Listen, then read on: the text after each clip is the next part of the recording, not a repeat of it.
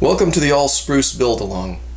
This video series is going to document the construction of a mostly spruce guitar. There are parts that obviously can't be made out of spruce, but we're going to be making an attempt to build light and responsive guitar out using spruce for the neck and the body and other parts that traditionally aren't built with those materials.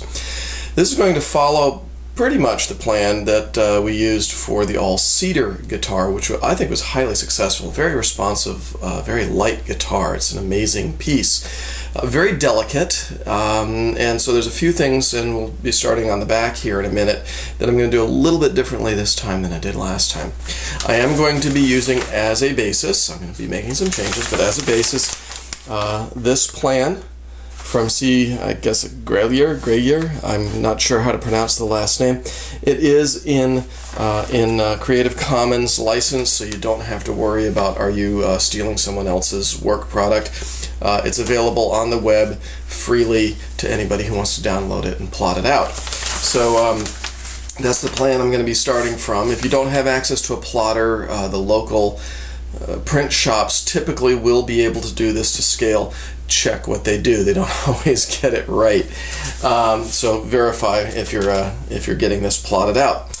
As I said, I'm going to start off with the backs on this project. Mario has sent a few stumpwood pieces that would absolutely not be appropriate for a top. They just don't have the integrity. They don't have the quality needed for a top. One of the things I'm nervous about as I finished up the all cedar was just how delicate it is. It can be cracked. It can be broken more easily than, I mean, we take good care of our tops. Backs get belt buckles on them, and they just don't get the care typically that a top would get on an instrument. So in this case, I'm going to be doing a lamination for the back, and it'll be a little bit of an interesting project. Let me show you. As I said before, this is stump wood. This is less than secondary material. It's actually reasonably good from some of the materials I've seen come out of the tonewood suppliers, but it's not something I would choose for a top. I would reject it and use it for something else. This particular piece has got a whole lot of pitch along the edge. You can see it just sort of bleeding through, and I'm going to need to cut that away.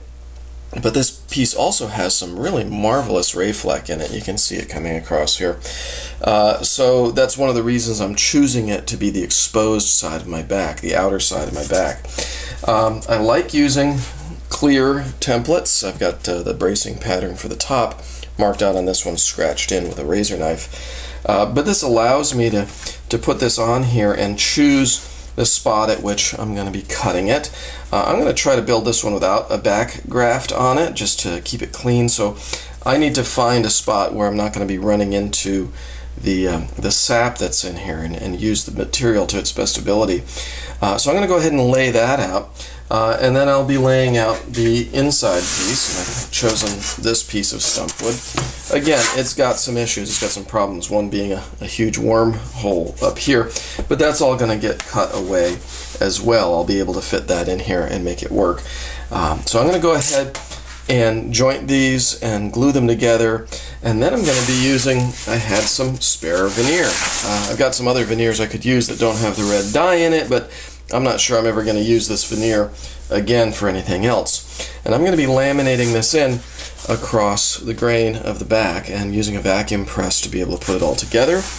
And well, let's just get started. I'm going to take my pattern, set it down on the wood, and I'm going to pick the grain line that I want to work to here, close to the sap. I've still got some excess off the side here that I'm going to want, and I'm going to make sure that I've followed one growth ring line, and then a mark at each end to indicate where my center is, and a straight edge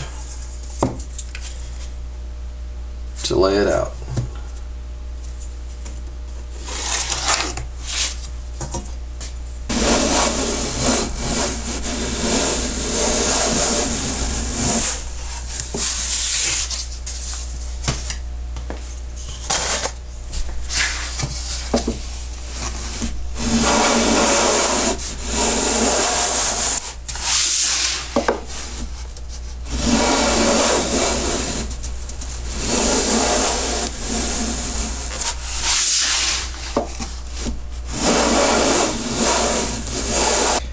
I have a jig for joining tops together, but in this case, since this is a back, I'm going to be doing some laminating. I'm going to use what I've heard called a tent method, and that's just using this masking tape as my clamping power. I really don't need a whole lot of clamping power on this. So I've put together the joint with masking tape on one side, and I stretched the tape when I put that together in a similar fashion as to what I'm going to do right now. Here's where the tent comes in. You get a tent right here. By pushing this down onto the table, get some of that glue off so I can make sure that I'm nice and flush here. I've now pressed that joint together, and I've got this green masking tape here.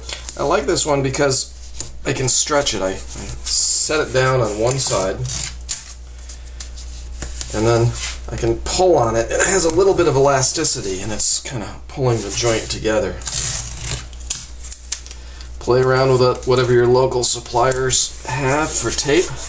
Some of them are like hard, just like, you know, paper, and they don't stretch at all like this. Not necessary, but I kind of like how this stuff works.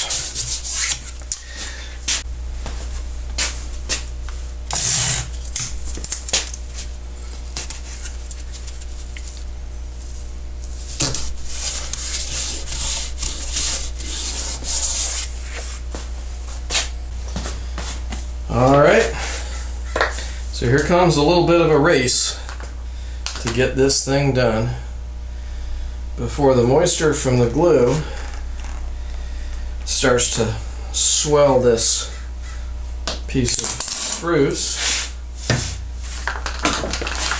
and get even coverage. I had considered doing a little bit of moisture application with a spray bottle on the opposite side of this piece. But I'm actually thinking I want to introduce as little moisture as I can. That's the first time I've ever done this. So I'm just kind of winging the amount of glue. Don't want a whole lot because I don't want it warping any of this material. This material will warp quickly.